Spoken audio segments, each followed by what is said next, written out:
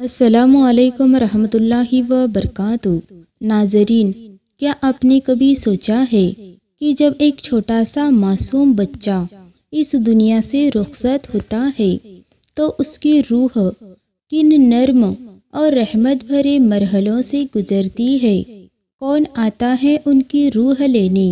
کیا ملک الموت وہی ہیبت کے ساتھ اترتے ہیں جیسے گنہگاروں کے پاس، یا معصوم روحوں کے لیے کوئی الگ ہی نورانی انتظام ہے؟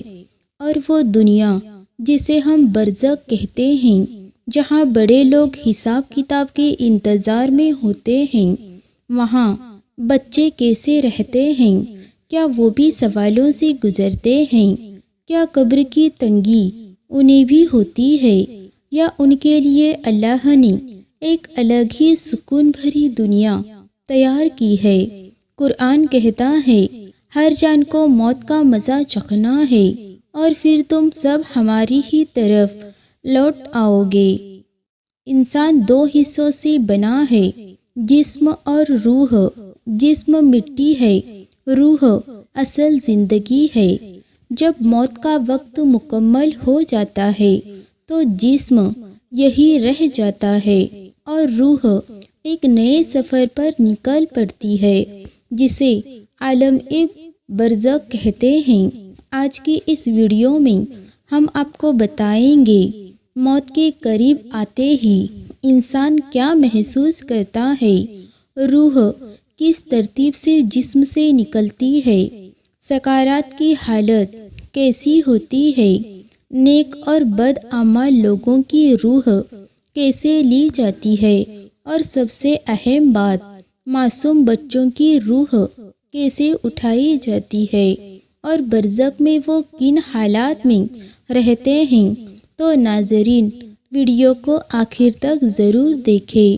موت سے پہلے انسان کی کیفیت۔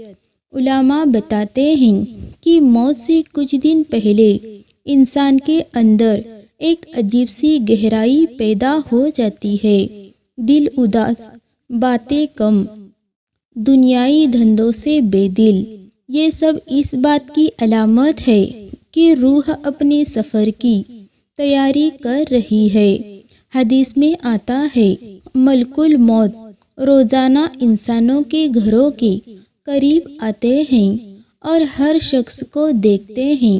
جب کسی کا وقت پورا ہو جاتا ہے، اسی لمحے روح کو اٹھانے کا حکم مل جاتا ہے۔ عالم برزخ جب پردے ہٹ جاتے ہیں، سکرات وہ مرحلہ ہے جہاں انسان کی نظریں دنیا سے ہٹ کر ایک اور حقیقت کو دیکھنا شروع کر دیتی ہے۔ اسے اپنی زندگی کی اچھائیاں اور برائیاں صاف دکھائی دیتی ہے۔ گنہگار اپنی غلطیاں دیکھتا ہے، نیک شخص اپنے اعمال کا نور محسوس کرتا ہے۔ اسی وقت شیطان انسان کو بہکانے کی آخری کوشش کرتا ہے، کبھی کسی اپنے کی شکل بن کر، کبھی کسی اور چہرے سے۔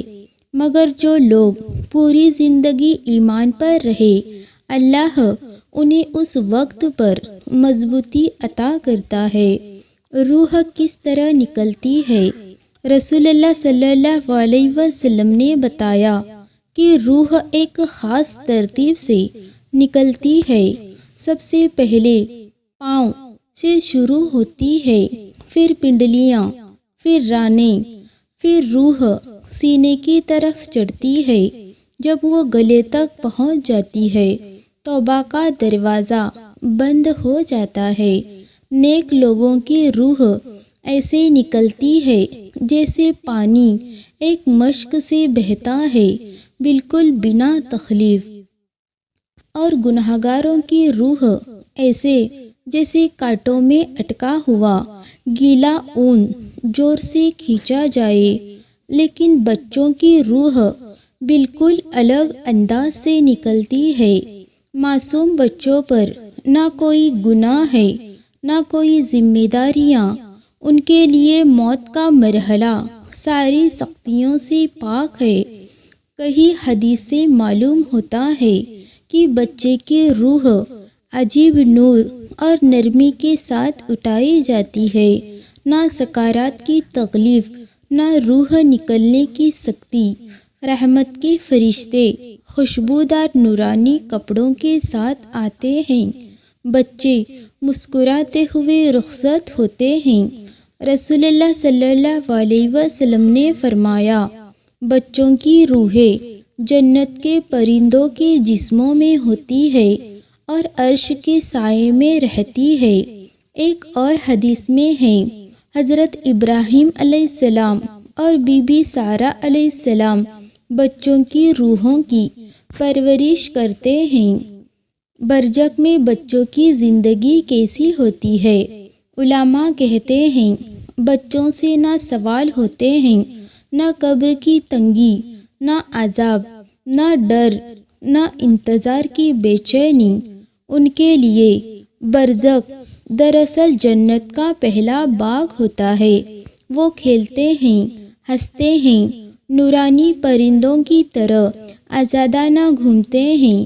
ان کے لیے نہ کوئی حساب ہے، نہ کوئی رکاوٹ ہے۔ قیامت کے دن بچوں کی شفاعت۔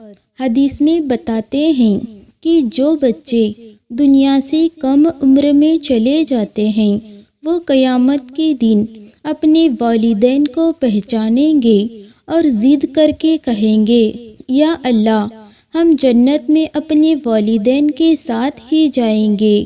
ان کی معصوم دعا اور سفارش کو اللہ ٹھکراتا نہیں۔ اکثر والدین ان کے ذریعے جنت میں داخل کر دیے جاتے ہیں۔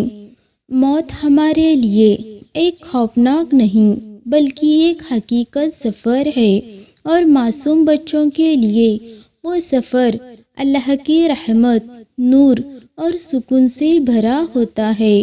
اللہ تعالیٰ سے دعا ہے کہ وہ ہماری روحوں کے لیے بھی وہی نرمی، وہی رحمت، وہی آسانی لکھ دے۔ ہماری آخری لمحے ایمان اور سکون کے ساتھ ہو، اور جب ہم اس کے پاس لوٹے تو اس کی خاص مہربانی ہمارے ساتھ ہو۔ آمین یا رب العالمین۔ ناظرین، اگر یہ ویڈیو آپ کے دل کو چھوا ہو تو اس ویڈیو کو لائک کرے، کمنٹ کرے اور دوستوں میں شیئر کرے۔ جزاک اللہ خیر۔ اللہ حافظ۔